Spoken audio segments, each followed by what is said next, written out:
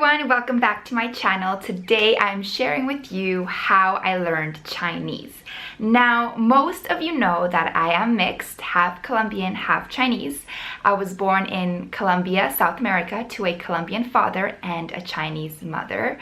And I know English, Mandarin, Spanish, and a bit of Cantonese. Okay, so how did I learn Chinese specifically?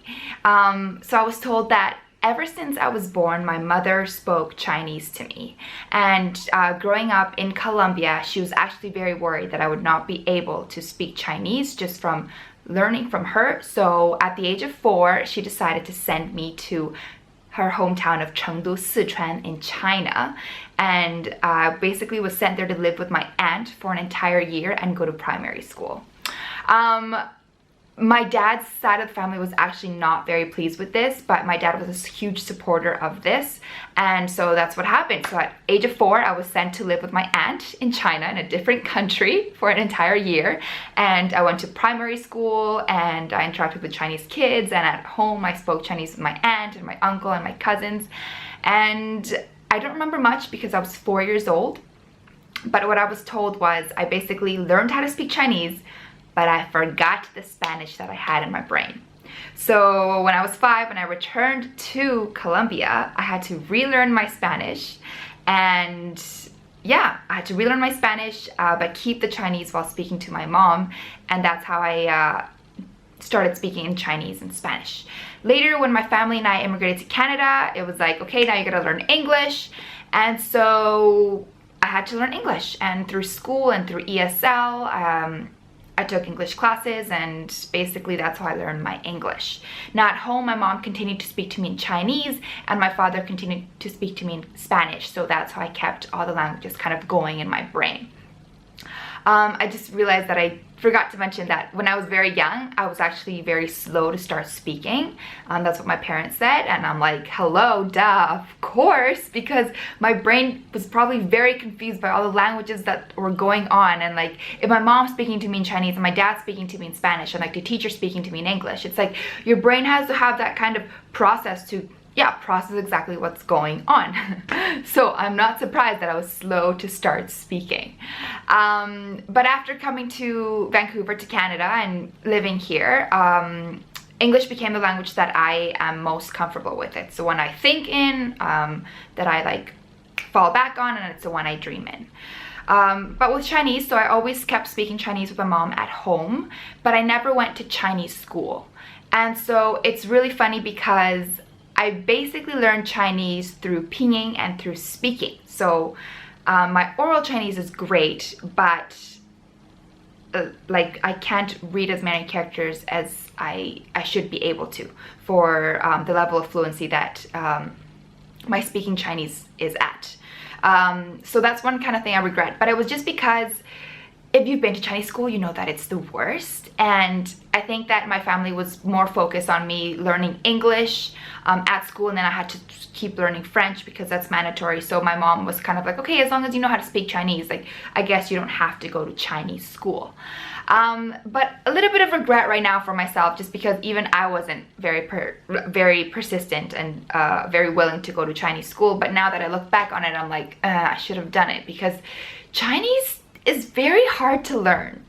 Characters, they just, I just can't, they just don't process in my brain. And I have great memory, but when it comes to Chinese characters, it's so hard for me to remember how to read them. So that's been a really hard part.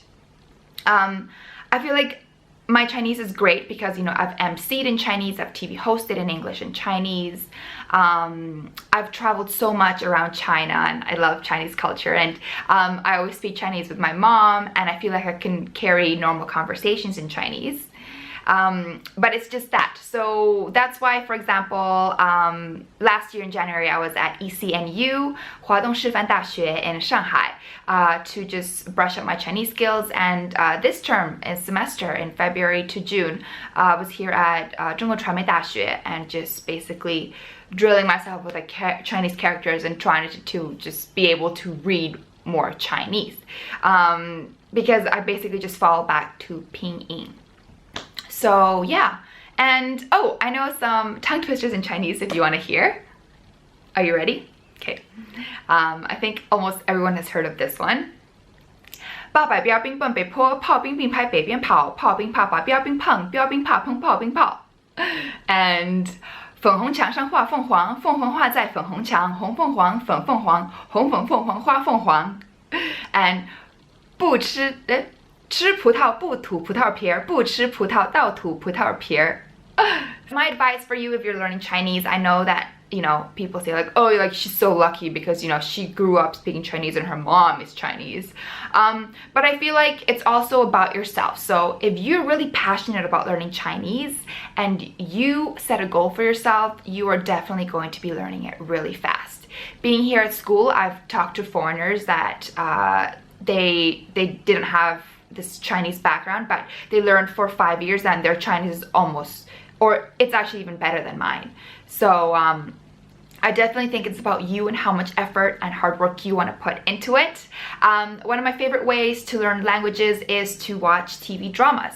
When I was participating in a beauty pageant and the organizer was a subsidiary of TVB, this TV station in Hong Kong, I wanted to learn Cantonese to kind of help me in the pageant, and I watched a lot of TVB dramas.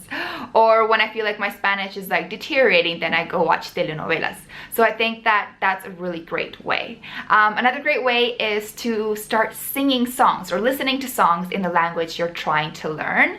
And now with those kind of lyric apps on your phone, you can kind of like read as you go, and that's a great way to learn. Basically like softly brainwashing your brain into liking the language that it's being accustomed to listening to. And of course the other thing is, you know, making friends in the language that you want to practice, because that way, you know, you get to practice the language you want to learn, obviously. I don't know why I said that. But yeah, those are basically the tips that I would have if you want to learn Chinese. 虽然中文非常难，我觉得我对中文有一种感情，因为我妈妈毕竟是中国人，而且我热爱中国文化，然后我马上就要搬到北京来了。因为要在这边读研究生。So yeah, like my mom has always been pushing me to come to China since I was really young, and I was kind of like, no, like Canada's great, like I just want to stay in Vancouver, but I can always go back. So, you know, it doesn't have to be Chinese, it doesn't have to be China, but like I encourage you to kind of step out of your shell and motivate yourself to learn a new language and put yourself out there. I think that after I master Chinese and possibly Cantonese, I definitely want to go back to learning French. I learned it since I was in grade 4 and I used to get scholarships, but after university I kind of just forgot about it. So yeah, that's like the next language that I would want to conquer. So yeah, thank you so much for watching. Please let me know if you have any questions below, and I'll see you next time.